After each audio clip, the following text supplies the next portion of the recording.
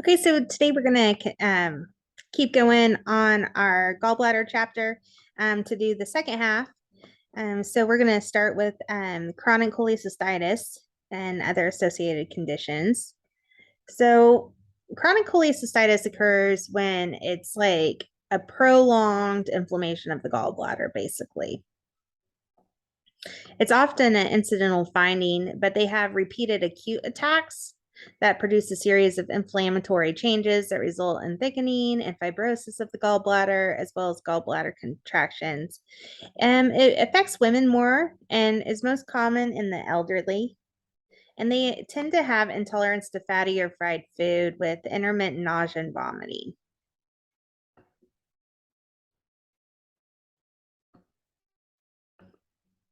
Often they have moderate right upper quadrant pain, so it's not as acute as like a positive Murphy sign, and epigastric pain that radiates the scapula. But patients may also be asymptomatic. They could have elevated liver function tests. If jaundice is present, they could have a direct bili or increase in direct bilirubin value, and complications may arise if untreated.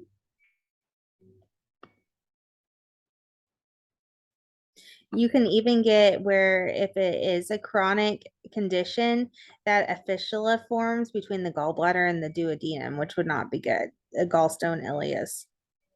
And large stones can erode the gallbladder wall into the duodenal bulb and become impacted. So if it's just left untreated, or it could just have a lot of bad side effects.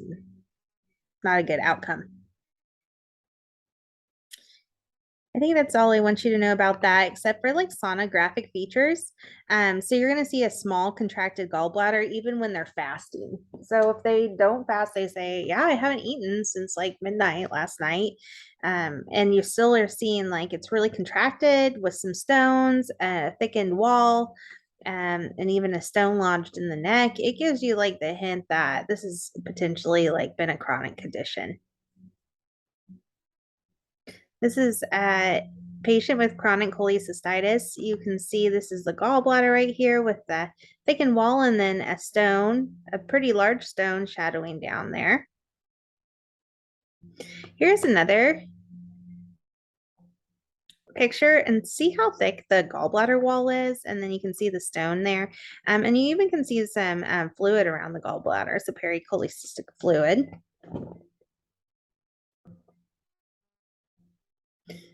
And a patient with chronic cholecystitis, cirrhosis, and ascites. So the ascites is on anterior to the liver there. You can see the liver parenchyma is jagged, kind of like it looks like in cirrhosis. And then you can see a very small contracted gallbladder.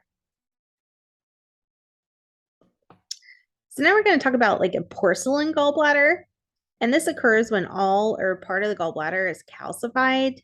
It's relatively rare, but it can occur in chronic cholecystitis. It's more common in men, and it's highly associated with a gallbladder carcinoma. So what you're going to see is a single line representing the calcified wall, and all or part of the wall may be calcified. If wall is strongly calcified, a posterior shadow is seen, which can obscure the gallbladder. So it's like that wall echo shadow, that sign that we talked about earlier on in the last lecture. Here's an image of it. And so this is what you would kind of see. You would see that calcified area, and then you would just like see a shadowing down. This could be a posterior or porcelain gallbladder. So which one of the following can be a complication of chronic cholecystitis? If you said gallstone ileus, where there's an opening between the gallbladder and the duodenum, then you are correct.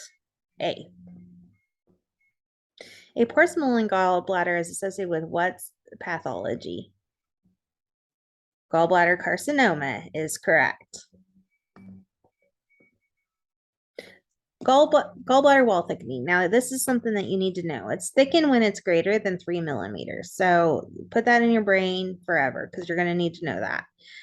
You always measure the gallbladder wall when you do a gallbladder or a right upper quadrant scan.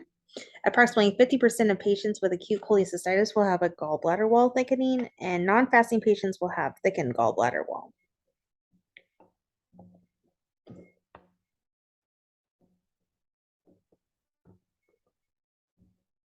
These are some reasons for gallbladder wall thickening. The intrinsic causes are acute cholecystitis, chronic cholecystitis, gangrenous cholecystitis, emphysematous cholecystitis, adenomyomatosis, polyp, gallbladder carcinoma, and gallbladder torsion. These are extrinsic reasons why alcoholic liver disease, hepatitis, AIDS, sepsis, renal failure, just all that good stuff. Physiological causes why a normal gallbladder would have a thickened wall is after they eat. And you'll see that even in yours. Like when you scan your gallbladder and you're fasting, you're going to see it nice. When you go and eat like something and then come back, it's going to be contracted, it's going to be thickened. These are varying appearances of thickened gallbladder wall and hepatitis, congestive heart failure, cholecystitis, pancreatitis, and end-stage liver disease. But you can see that it just doesn't look healthy in any of these. It looks like a sick gallbladder. Which measurement indicates gallbladder wall thickening? If you said greater than 3 millimeters, you're correct. Cholecystitis in pregnancy. Now, this is something that I deal with more at my little part-time job, or when I worked in maternal fetal medicine, I dealt with it a lot, is when there's intrahepatic cholecystasis that occurs when a patient is pregnant second and third trimesters of pregnancy. So it resolves shortly after delivery. What happens is how we know that a patient could potentially have a increase in bilirubin is when the patient starts itching uncontrollably, like at night, itching their legs, their hands, their feet. They can't stop itching. And it causes us to be concerned that they could potentially have this cholecystasis. So the lab values are going to be up. The alkaline phosphatase, serum transaminase, I know how to say this word, transaminase, and bile acids. But it's a benign condition for the mother. So it doesn't really, it's not going to hurt the mom, but the fetus is at risk for prematurity, dysrhythmia, distress, or IUGR because of the increased bilirubin that will be going into their bloodstream.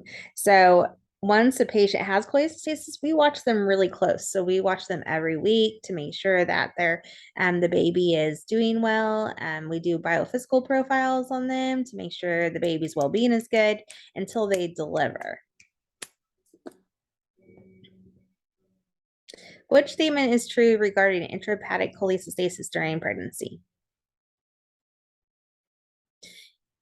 If you said risk of intrauterine fetal death, you are correct. And that's why it's a serious condition. All right, let's talk about gallbladder neoplasms, benign and malignancies.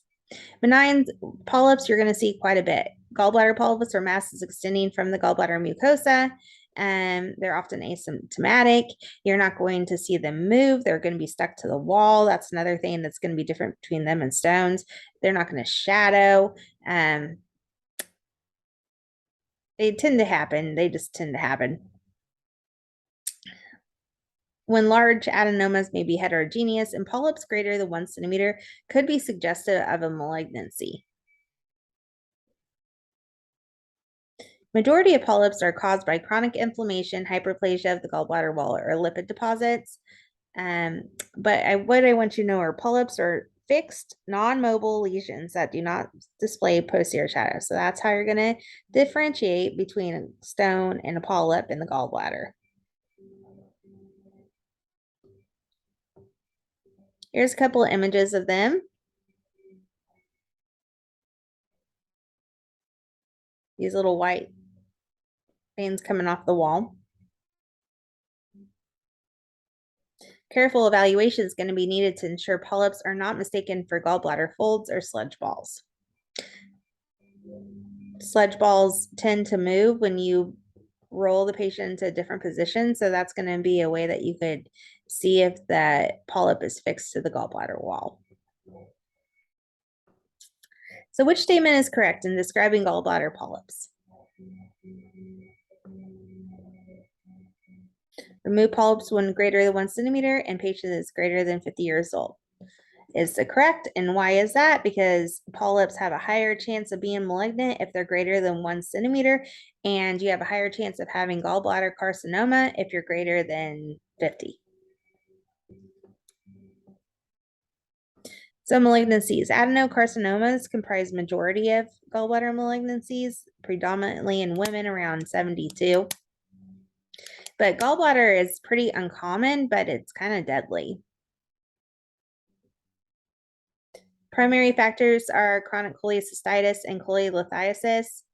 So if you're like have chronic cholecystitis and stones, you just need to get that gallbladder out, because it just like gives you one thing you don't have to worry about later on in life.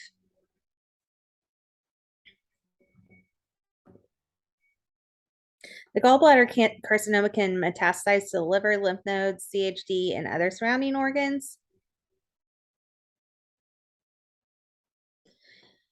In early stages, it's difficult to detect, as patients may be asymptomatic or present with signs and symptoms of cholelithiasis. In late stages, patients have jaundice, malaise, and weight loss. Only 50% are diagnosed preoperatively. Cholecystectomy is, if metastasis has not yet occurred, is going to be, they're going to just take the gallbladder out. But the 5-year survival rate for primary gallbladder carcinoma is less than 5%. And the reason probably is that it's not caught early. So it has a higher chance of metastasizing.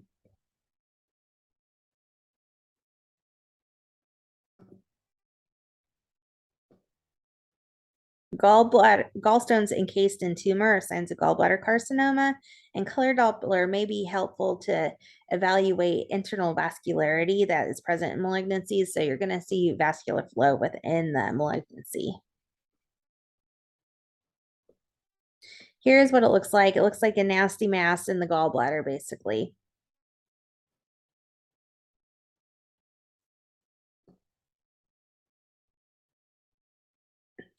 Gallbladder neoplasm, malignancy, metastasis to gallbladder, melanoma, metastasis to gallbladder. So what I want you to know is that melanoma is really common, that it metastasizes to gallbladder. Very interesting.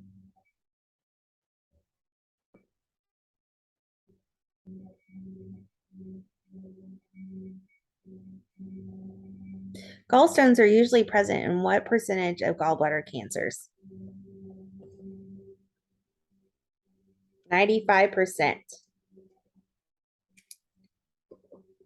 So pretty common. What is the most common tumor to metastasize the gallbladder? Melanoma.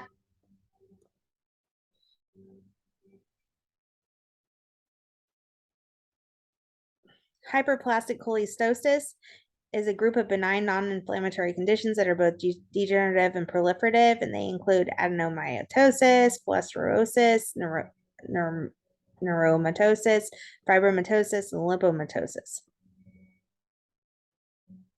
Adenomyomatosis is a common condition. It's excessive proliferation of the surface epithelium with gland-like formations and outpatchings of mucosa into thickened muscle layer.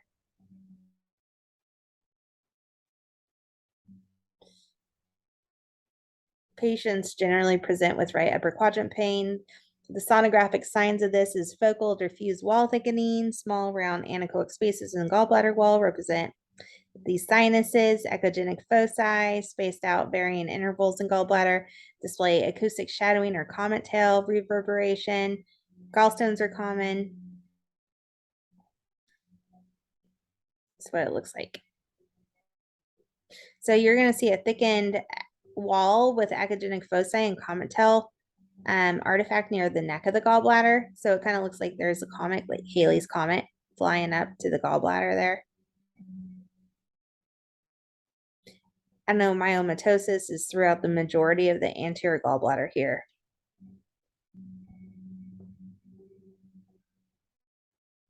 Here's another comet tail sign on D. So that's what that means.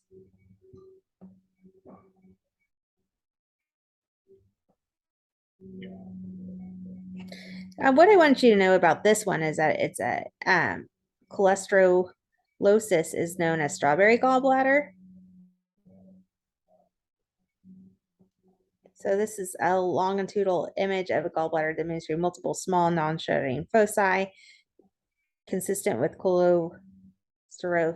So it kind of looks like a strawberry.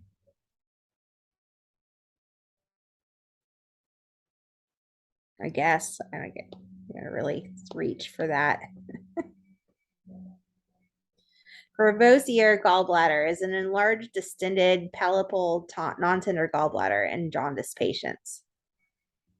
So these gallbladders can be huge.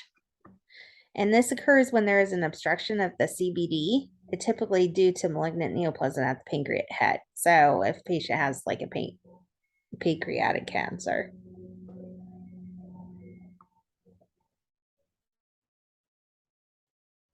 Hydropic gallbladder is abnormally distended, filled with thick bile, mucus, or pus. It's most common cause in stone obstructing gallbladder neck or cystic duct. Patient may be symptomatic or present with right upper quadrant pain, nausea, vomiting. A palpable mass. Gallbladder is rounded, distended, measures greater than 4 centimeters in AP diameter, may have stones. Like these are very large. This is a hydropic gallbladder. You can see like how thick and big it is, and then you can see the sludge level there and the thickened gallbladder wall.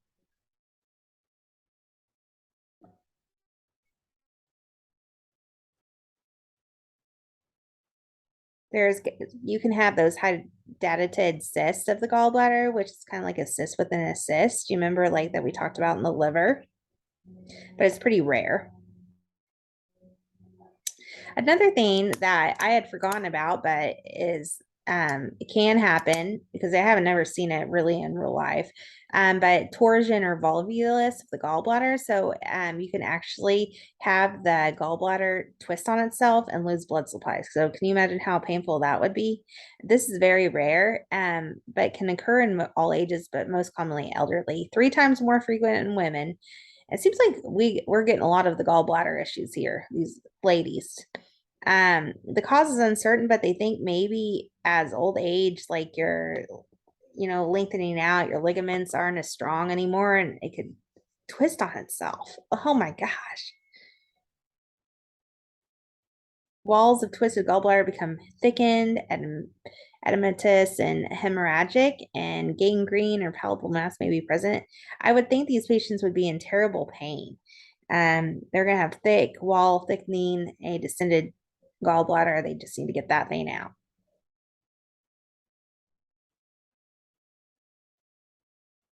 Diagnosis of torsion is seldom made preoperatively. It's something that, they're going to go in, they're going to see that there's something wrong with the gallbladder, and then they're going to take it out and they're going to be like, yeah, let's look like it's losing some blood supply.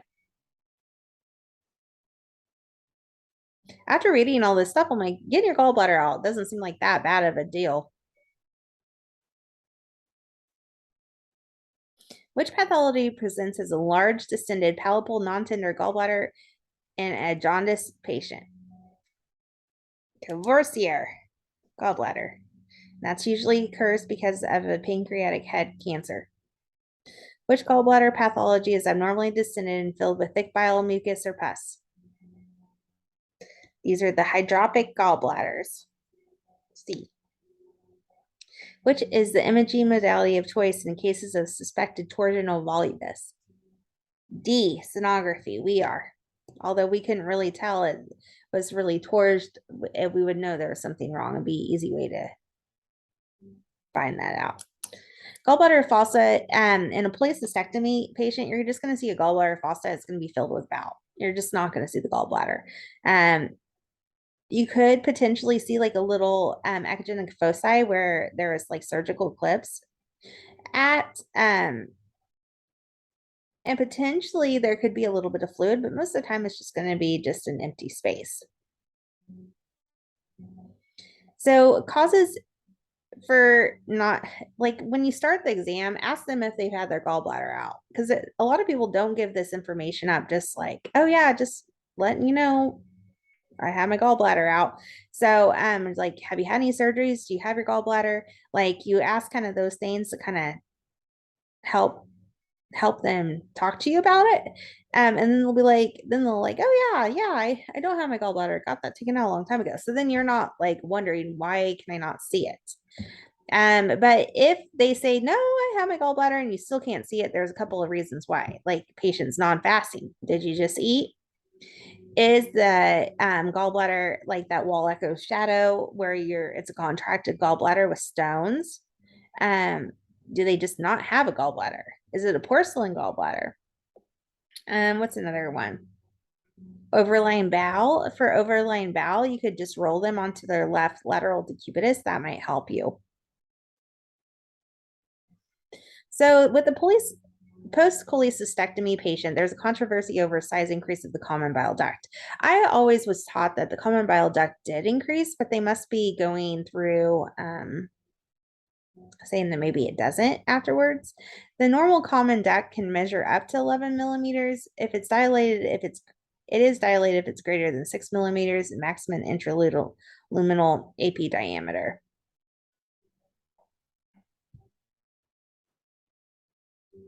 So if you see a patient and their gallbladder or their common bile duct, they don't have a gallbladder, and their common bile duct is looking dilated, it's measuring greater than 6. You could rescan them 30 to 45 minutes after a fatty meal to help determine if the obstruction exists.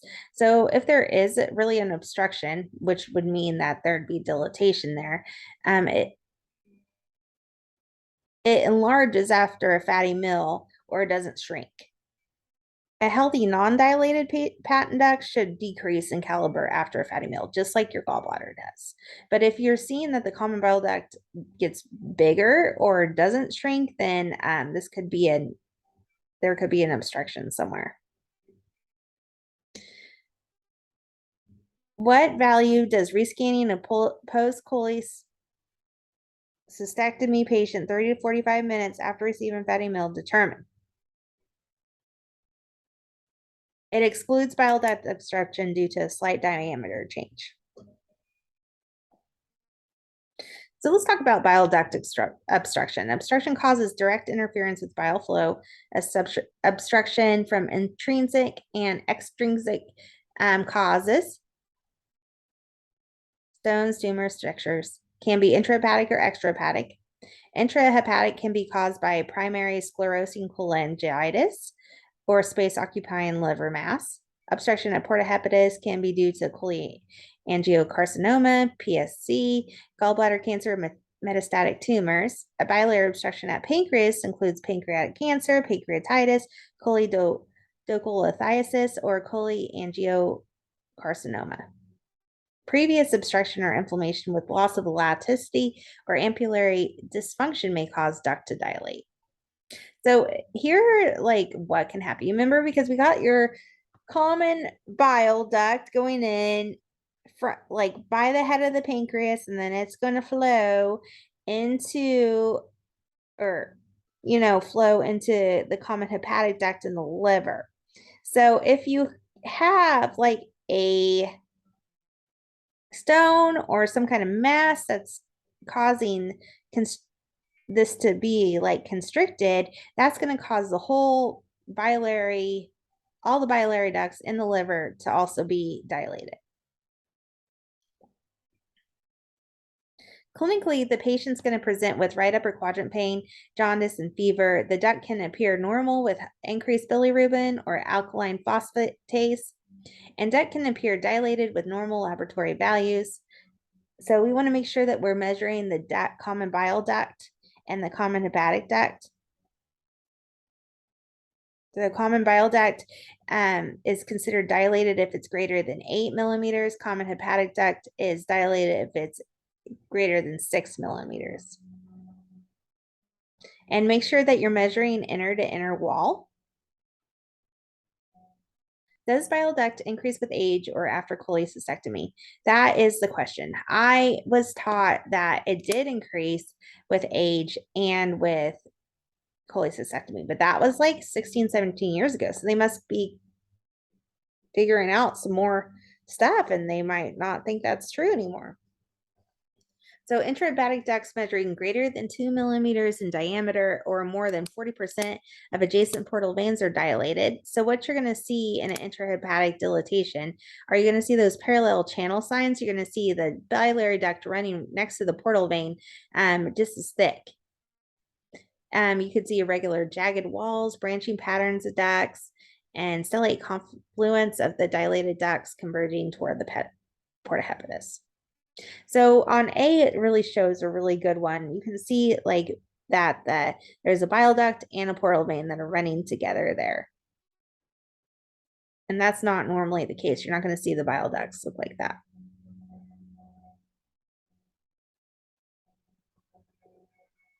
Important to locate the level and cause of obstruction.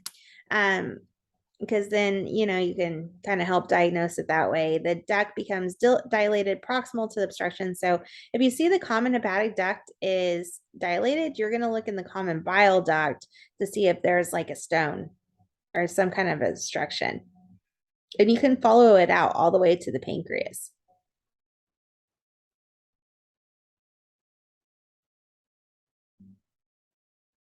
So here is what I wanted to talk to you about. Like you can see this is a dilated common hepatic duct.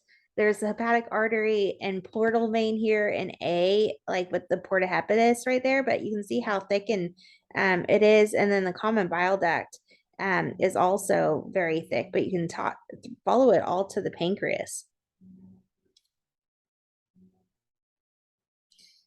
In B, this is a dilated common hepatic duct at the porta hepatis.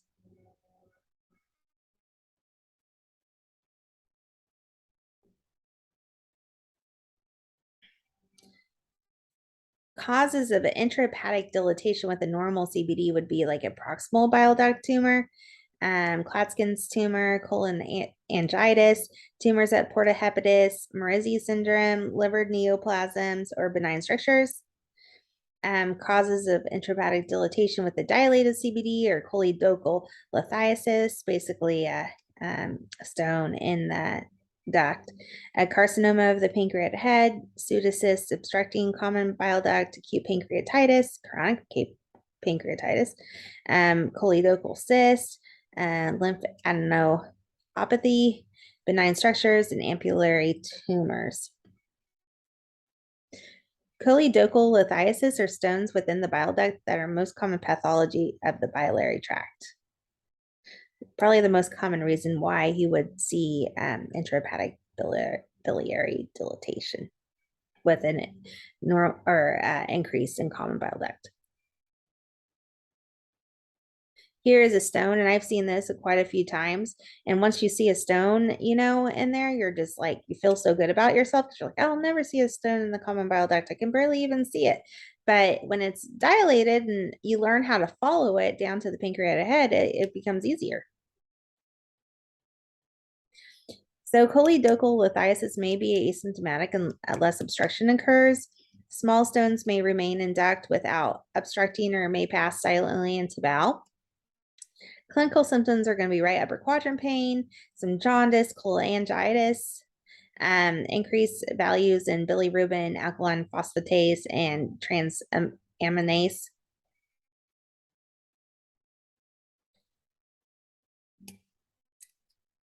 Common duct stones are found in 8 to 20% of patients undergoing cholecystectomy and 2 to 4 patients afterwards. Stones can be visualized dilated or non-dilated ducts. Bile duct stones can create a shadow, maybe single, multiple, large, or small.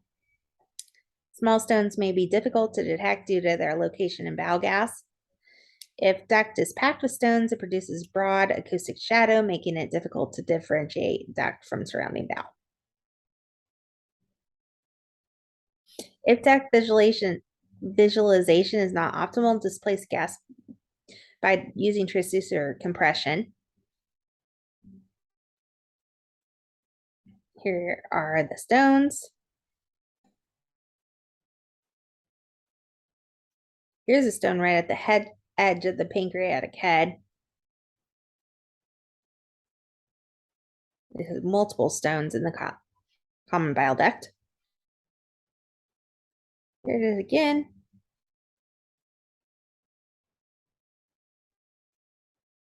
Cholangiocarcinoma is a primary bile duct malignancy. Majority are adenocarcinomas, which grow slowly and may extend along the length of CHD or CBD. May occur throughout the biliary tree, but most common at the porta hepatis, which are called Claskin tumors. Occurs around 50 to 70. Surgical treatment is recommended if detected early, but majority of patients present at late stages. Ductal wall irregularity is seen in this. Tumor is typically small and seldom seen on sonography. We might try to figure out where the dilatation is, but we're not going to be the main people that help diagnose this. Here's another image.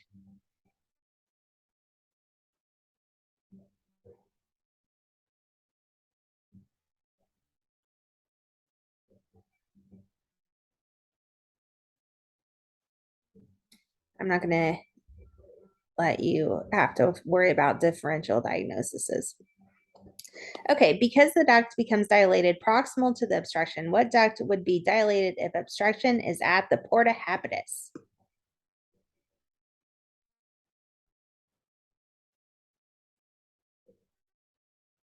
So once it hits the porta hepatis, then it goes into the intrahepatic duct. So it's A.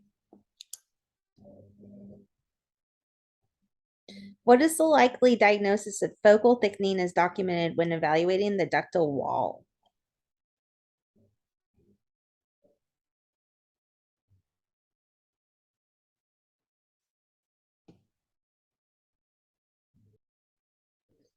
So B, stones, pancreatitis, and pancreatic carcinoma can cause focal thickening of the ductal wall.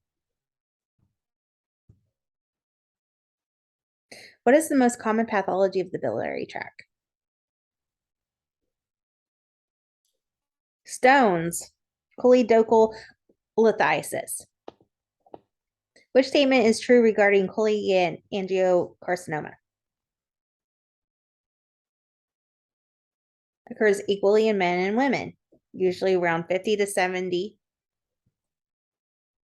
All right, we got two more things to do and then we're almost done. Cholangitis is a rare chronic inflammatory or fibrosing disorder of the intrahepatic and extrahepatic biliary system. Primary sclerosing cholangitis is idiopathic, chronic, and sometimes familial. So it goes through family. Secondary sclerosing cholangitis is associated due to primary biliary infection. Patients may be asymptomatic or present with gastric or right upper quadrant pain, fatigue, pruritus, and jaundice. Chronic stages can lead to cirrhosis in the liver. Patients at risk for cholangiocarcinoma, increased risk for carcinomas.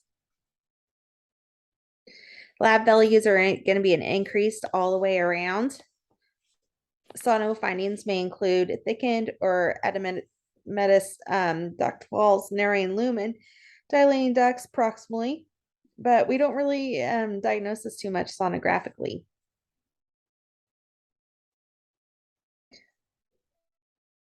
Liver transplant is the only known cure. That's crazy. So this is a picture of it. And B, you can just see that there's a lot going on in the liver. And usually when I'm like, whoa, there's just a lot of like channels going on. That makes me think that there's some thickened walls with dilatation.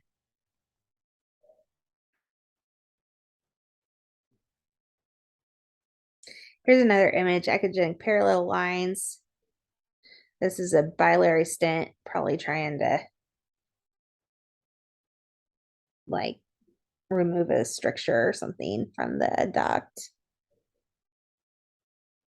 So what is the treatment for a patient diagnosed with primary sclerosing cholangitis? Which is this. Liver transplant is the only way right now. Hopefully someday they can do something else. There's a couple other acquired diseases. Bilia is air in the biliary tree, and it results from extended communication of the bile duct to the GI tract, may occur after surgery. And air produces mobile, bright echoes within dirty shadowing. So if you see like some air, looks like stones, kind of. Not as much of a shadow, however.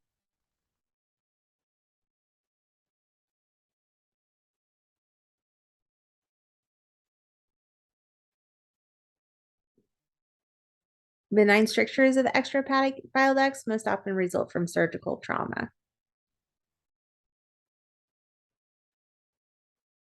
Marizzi syndrome occurs when a stone obstructs cystic duct, causing inflammation and obstruction of the common duct. That's good to know. Bilomas are collections of bile. Just maybe know that definition. This is a post-liver transplant. Almost looks like a cyst, but they're little bilomas.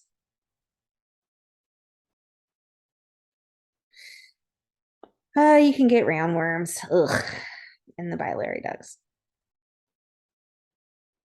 Worms appear as long, thin, echogenic linear structures within the bile ducts. Ugh, gross. What is the clinical indication if a patient has air in the portal vein?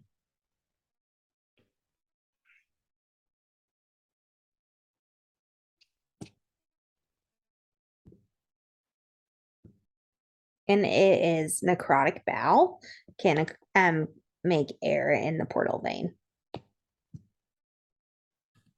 Because you remember that blood flow is coming from the bowel through the portal vein. Okay, so AIDS cholecystopathy is originally described in 1986. What do we want to know about it? Patients can present with right upper quadrant pain, fever, diarrhea, weight loss, hepatomegaly. Alkaline phosphatase values are 5 to 7 times normal limit. Gallbladder and gallbladder wall thickening, biliary pathology, extrahepatic and intrahepatic ductal dilatation. Long image in a patient with elevated liver function test demonstrates a marked thickened gallbladder wall. This occurs in AIDS. And that's it. I hope you guys have a great day.